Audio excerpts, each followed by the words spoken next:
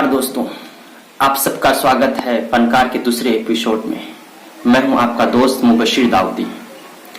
आज मैं आप सबके बीच फनकार के इस दूसरे एपिसोड में सीमांचल के उस लेखक के बारे में बतलाने जा रहा हूं जिसने आंचलिक कहानी कविता के द्वारा अपना नाम पूरे विश्व में प्रसिद्धि हासिल की, जिसे लोग क्रांति दूत, स्वतंत्रता सेनानी और एक महान विचारक के नाम से जानते हैं, जिसने इस दुनिया को मैला आंचल नामक किताब जैसे कृति दिया, जिसने तीसरी कसम जैसे एक फिल्म बनी जो मारे गए गुलफाम पे था।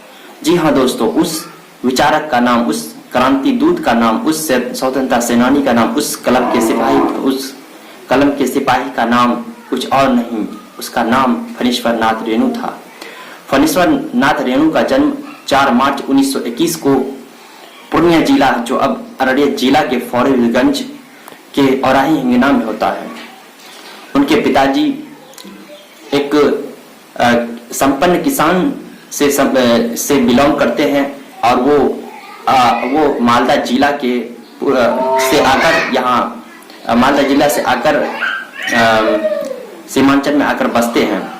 उसके पिताजी धनुक जाति से ताल्लुक रखते हैं, क्योंकि धनुक जाति में 2 उपजाति होते, एक विश्वास और एक मंडल। उसके पिताजी मंडल से संबंध रखते थे और साथ साथ वो स्वतंत्रता सेनानी के साथ साथ वो कांग्रेस के जमीनी कार्यकर्ता थे। फणीश्वर नाथ रेणु का बचपन का नाम फणीनंदन था, जिसे दादी जी उसे रेणुआ कह के पुकारा करते थे। फणीश्वर नाथ रेणु का आरंभिक शिक्षा दीक्षा अररिया के स्कूल से होते हैं और वो आगे की पढ़ाई के लिए आदर्श विद्यालय विराटनगर से मैट्रिक परीक्षा पास करते हैं और मैट्रिक परीक्षा पास करने के बाद सन 1942 ईस्वी को बनारस पहुंचते हैं।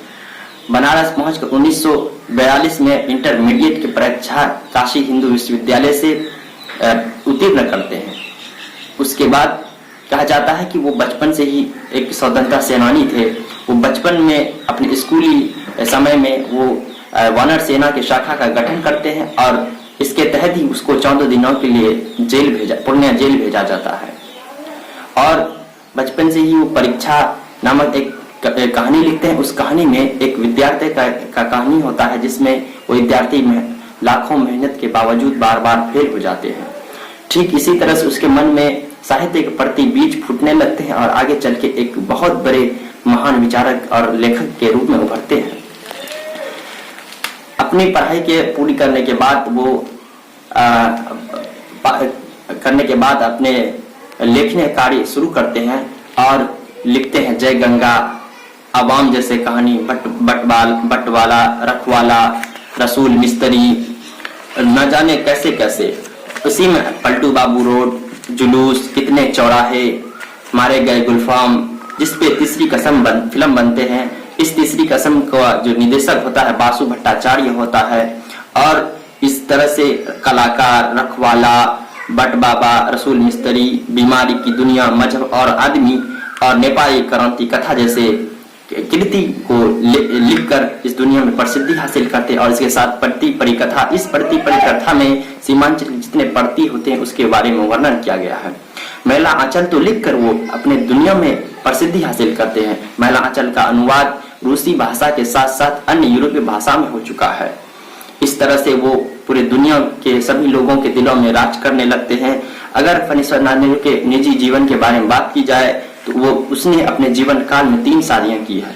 पहली शादी रेखा नामक लड़की से करते हैं और दूसरी शादी पद्मा नामक से, जिससे 4 बच्चे प्राप्त होते हैं उसे, और तीसरी शादी लतिका राय नामक एक नर्स से होती है जो जब उसको बीमारी टीबी का पकड़ता है तो वो उसके सेवा में आते हैं और वो आगे चल के उसके जीवन में शामिल हो जाते हैं।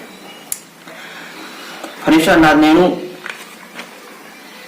उसको पद्मश्री पुरस्कार से भी नवाजा जा चुका है। सन 1970 ईस्वी में फणीश्वर नाथ रेणु को पद्मश्री से राष्ट्रपति के द्वारा नवाजा जाता है, लेकिन 1977 के आपातकालीन के दौरान वो सरकार को पद्मश्री लौटा देते हैं।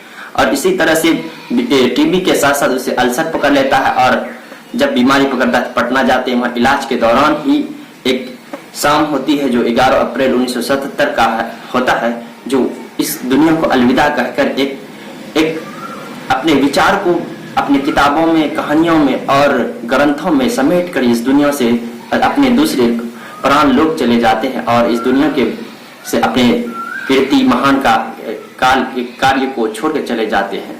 तो दोस्तों ये था फणीश्वर नाथ रेणु का जीवन परिचय।